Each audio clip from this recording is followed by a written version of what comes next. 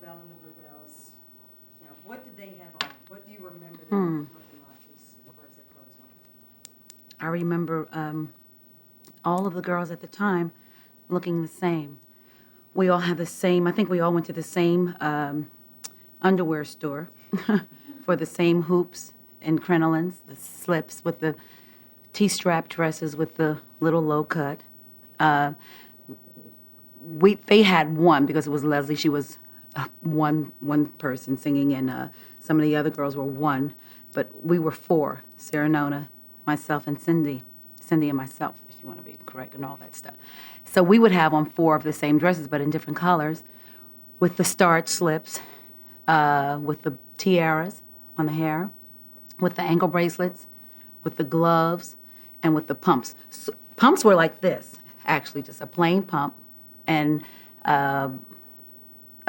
probably a white stocking or something that looked tacky, and but with everything on imaginable, and the bouffant wigs, and everybody had the same flip. You remember that flip? The Shangri-Las used to wear that flip, but that was their hair. Some of those divas had hair, you know. So, but we bought ours, and we put ours on our little heads every night, and made that little flip and the flat bang, and put our tiara on, and everybody wore the same sort of look, basically. And sometimes we would stretch out and wear lame, gold, tight mermaid suits and show our curves. Now, let me ask you about that. At some point, the Shangri-Las, the Ronettes, started to get sexy, started to really begin to look like rock and roll stars. Mm-hmm. But in the beginning, that really wasn't true. When did you start to get sexy, and why did you feel you could? We never got sexy, as far as I was concerned. I mean, we always looked like matrons. We just did. And we never wanted to look sexy. At least I didn't. And they never expressed to me that they wanted to take that step either, Sarah, you know, or the other girls. We just wore four of a kind, basically, chiffon. And the most outrageous we got as far as being sexy was some blue chiffon dresses that dipped in the front and had little trails of fabric that flowed in the back. And that was sexy to us. But we never thought that we would have to show sex or display that side. With the gold lame pants, maybe that might have looked sexy to people, but we weren't trying to give them any kind of a sex show. You think that was just true for women at the time? Everyone was supposed to be demure. It was the 50s and early 60s. I don't know if they were supposed to be. I think it's just that women were afraid to take chances. I mean, I think if they took a chance and tried to be outrageous, if we did, I mean, we could only get a yes or no from the public or from the mirror, you know, and then we would say, yes, we'll stay with this or we'll go back to Plainville. Mm-hmm. It's just that women weren't very risque. They didn't take chances then. Even in rock? Not even in roll. They didn't take those chances. Right. Okay. Now, at some point, the Motown stars showed up, early 60s, 62, 63. And they were generally in very fancy, bugle-beaded, formal, if you remember, tuxes, ball gowns, long gloves. From what you know, was that was the philosophy of the company.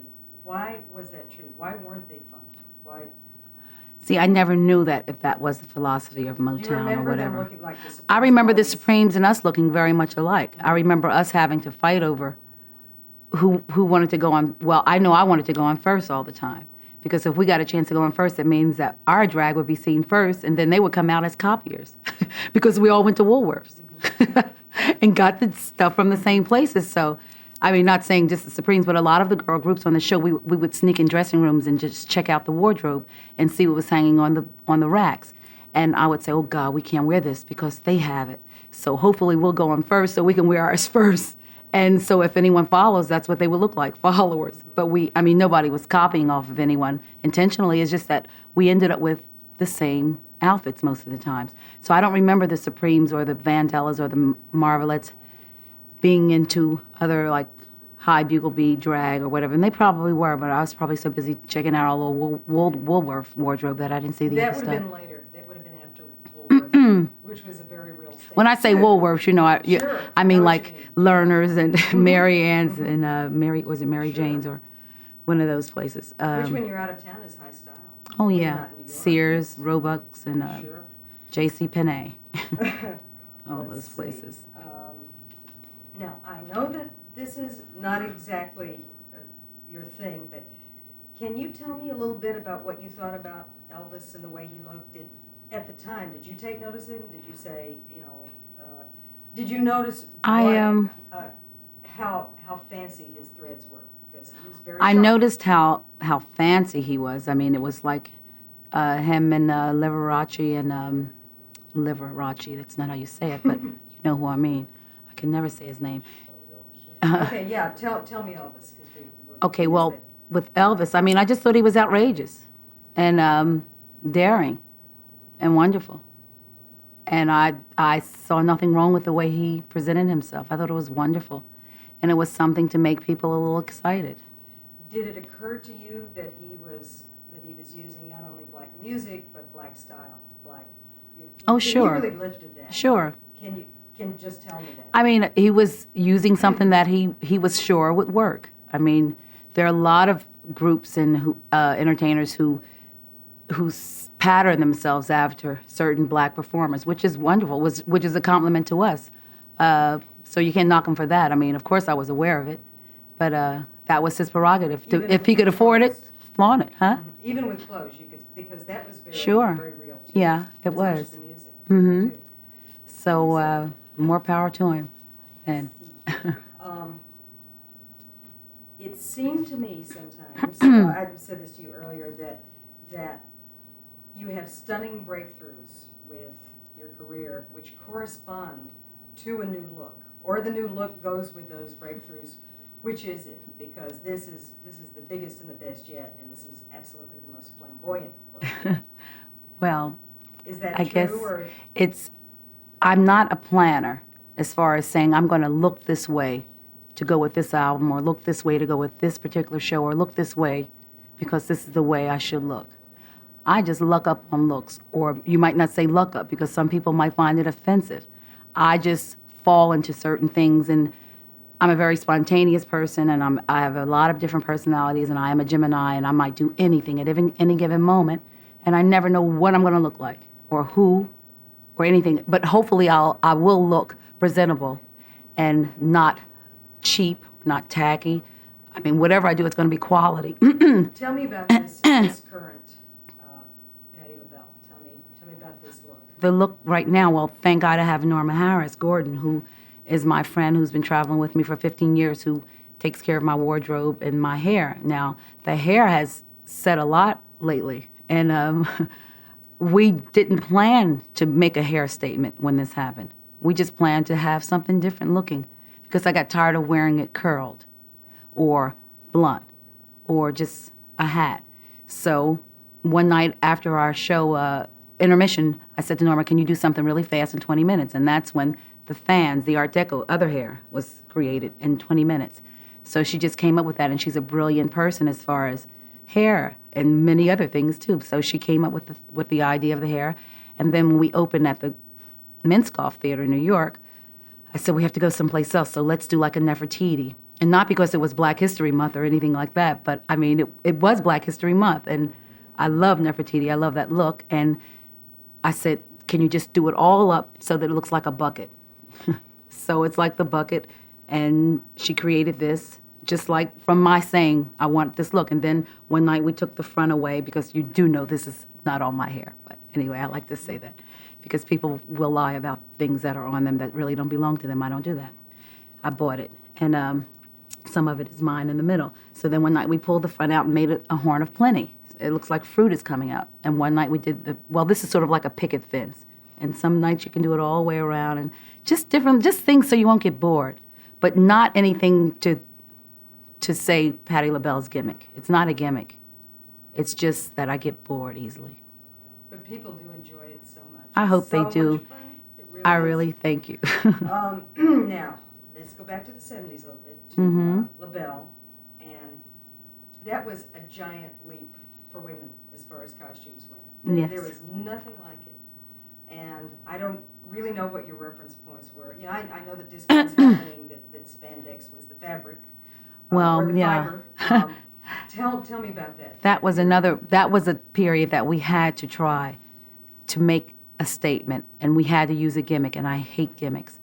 But being three black women with things to say that we had to say at the time, had we looked basic, it might have been hard for us to get an audience to listen to what we had to say. So we had to make this statement with this outrageous clothes, and we had at the time, and I still do. He makes things for me still, Larry Legaspi, with wonderful ideas about futuristic costumes, and he would just speak to us individually to find out what we saw ourselves in, and he made the costumes from that. And then we did that to draw attention, and thank God it did, because they said, let's go see these three crazy ladies. And when they got there, they could actually close their eyes, because once they got there, they saw that we were really trying to say something and not for you to see something. But since you were there, I mean, we had to get you there, right? So that was the reason for that. Just describe them for me a little bit. Is your description rather than Well, mine? my description of it, it's the cabling, basically we wore silver lame, silver leather, mirrored outfits, feathers, sterling silver breastplates. I didn't wear those. Sarah did. I mean, we all wore something that sort of suited our personality, but I must say that I did have a great sense of humor, because I looked stupid in some of that stuff. I mean, let's face it. I did, and Sarah and Nona look wonderful in theirs all the time, but my body is not like theirs. But I said I'll go along with it. Some of the things I thought I looked pretty cute in, but some of it was really strange. Yeah. But that was that, and then. Before that period, had you dressed alike? Was that the first time that the three of you came out as something that was you? Before that period, no, we didn't always dress alike. That's something I hated anyway. I mean, everyone, is an individual. What was that? What was it about early rock that made everybody put on the same little jacket and skirt? I guess it was convenient to just say to a designer to make three of a kind, without going through changes and having to change the shoulders for this because she has strange shoulders or whatever. It's easier. So that's why sometimes you get stuck in something that you really look silly in. It's true that your personalities really came out then, though. That was when you began to understand who everybody was Sure. separately. It's true. Okay, you talked about Larry Legaspi. Obviously, hair is a real fashion accessory for you. It's a real thing. Yeah. Have you, I'm sure you have noticed that hair is, it really is everything with rock, that It surely attracted is. attention. He was the man, he was the guy with the sideburns. He was, you use it physically when Yes. you're working too. Can you say a little about that, just the mystique of hair as far as rock is concerned? Well, I'm just happy that I'm able to buy as much hair as I need to look any way I want. I swear to God. I mean, I can just say thank God for the hair makers because mine doesn't grow that fast. But I want you to know, too, that I'm not bald. My hair comes to about here, but I couldn't do all the other things unless there were stores selling it. And hair it's a wonderful thing. You can do so many things with it, as you said. I mean, and if the hair is right, sometimes you don't have to have a costume on. Although you better have something on. That was wonderful. Exactly what I wanted to hear. Now, I want you to tell me a little bit about what you think of women and fashion in rock now. Cyndi Lauper, Annie Lennox, people who really, when they're starting out, have had the luxury of starting out to some degree in the place that you did with LaBelle. They didn't have to dress like the other people in the group. They could really express themselves. And just tell me, who do you like now as far as fashion goes? As far as fashion goes, With women, who appeals to you? Whose look do you like? I like Sade's look. I love Cindy's look because it's fun and it's cheap. And she's my friend. And she just goes to Screaming Mimi's and puts it on, and I love that. She doesn't have to consider, well, I have to wear this with that, the way I have to. I mean, I really have to make sure that the earrings are the right ones, that the necklace, or if I wear jewelry on stage or whatever, that the stockings are right, I have to really think. She's cool, she doesn't have to think about it. And Sade looks as if she throws on maybe a Jean-Paul Gaultier or whatever, whoever, and she goes, and that's wonderful, and it's easy. And I like to wear those things, so I have some things like that also in my wardrobe. But when it's time to make that quick costume change, I end up in a gown. And I like funky things on stage too, but I end up with that drag on. But I mean, as far as liking many people out there as rock fashion, there are not many out there that I personally, Is there any, as far as you can tell, I can't, but is there any one aesthetic or like viewpoint at the moment in rock fashion? In the old days, there used to be a single way of approaching things. During the 60s, it was jeans and fringe and all of that. The 70s, it was glam and punk.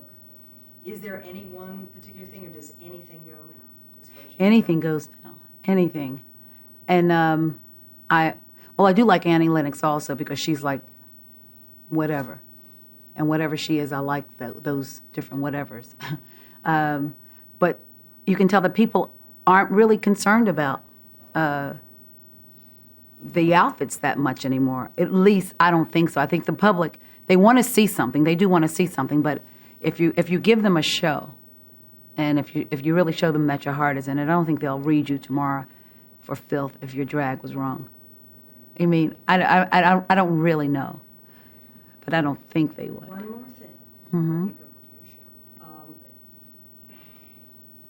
Do you think that how important is fashion?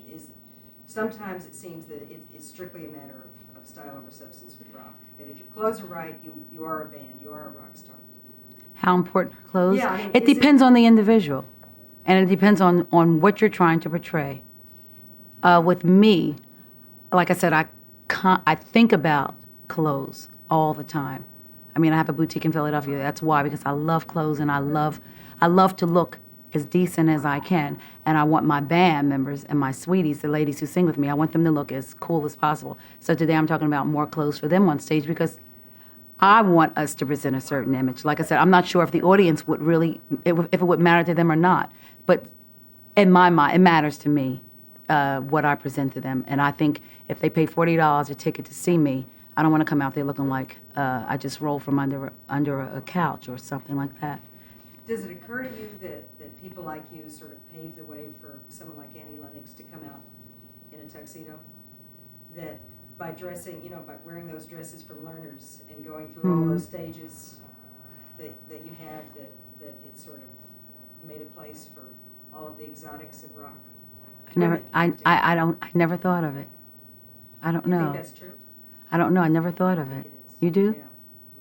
Sure. Well, I hope so because she sure is wonderful and she shouldn't have to think about clothes the way I did and the way I do. Right. I hope so. But it's a wonderful place that we are in this industry. I mean, like I said, anybody can wear anything they want. But I'm going to always try to wear something that you can say that was a nice dress. And if you like to say, you could even say that was a tacky one because that's your prerogative. But I'll try my best to please you. One other thing, you're all girl. There's no question. You're really a girl. I think so. What about drag dressing? What about women who come out and drag? Just this and rock men's pretty suits? Much, yeah. Oh, I wear them. I have a men's tuxedo. I mean, I love them. See, I actually wear the other stuff too. I mean, I wear the tails with the loafers. I mean, I love that look, and I that's what I wore to the Emmys. You like to jump around. Yeah, I mean, I'm not going to always be in a gown, and I love, like I said, I have the other stuff in the closet that for some reason, when I'm ready to make that quick change, I can't get my mind ready to put that on right then. I end up with a gown and go back out, but with legs showing or something to show that I do have something under here and stuff like that. But I love men's clothes. I love the unconstructed jackets, with the baggies, and I wear a lot of those things. I like that side. All right. Anybody? That Folks? was great. That was great. Okay. Yeah, it was wonderful. Okay. We got all sorts of things. Well, good. From you. Yeah. Good. Wonderful. Thank you. Gorgeous.